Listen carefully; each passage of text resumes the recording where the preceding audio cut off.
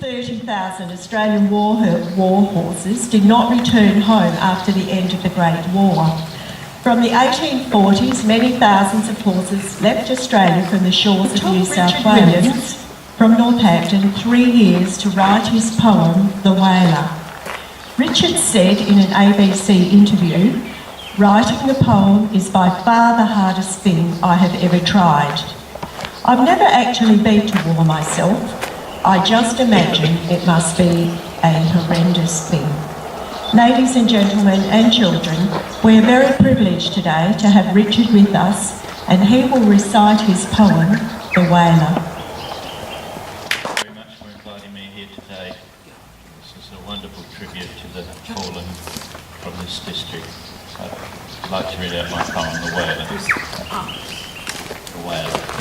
The dawn service was over, the mid-morning parade was done.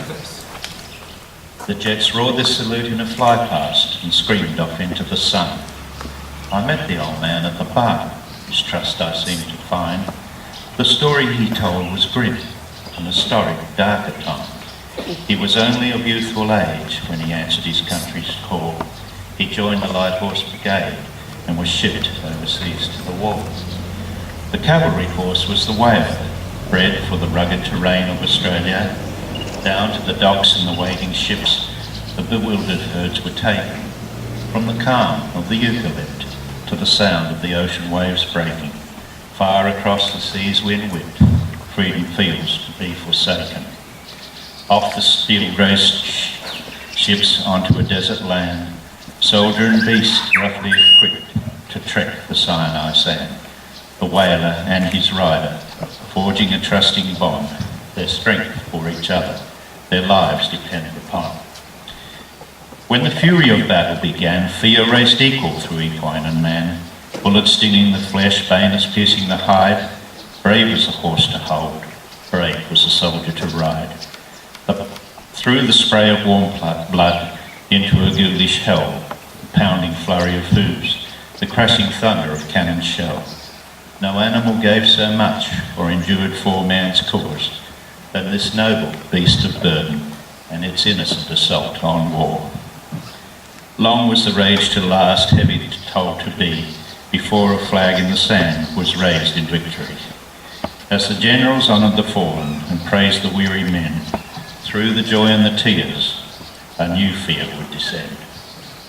The quarantine laws of Australia prevent the return of our wonderful Waler. As sure as the blood-stained Sinai sand, betrayal fell deep in the hearts of man. The old man's voice began to tremble, the tears in his eyes to swell. He moved forward in his chair. "This," he said, "I must tell. I accepted the killing of other young men.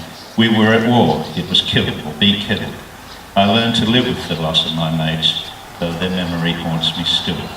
I got over the smell of death that was vivid, constant and real. But as I held a gun to my lovely mare's head, a piece of my heart was already dead. I stood there and watched her fall. That's the part I never, ever got over at all." The old digger raised his glass and drank the last drop of his beer. He said, "God willing, if I'm able, same time, same place next year." Thank you, everyone. Thank you very much, Richard. It may have taken you 3 years to write it, but it really is a very moving poem.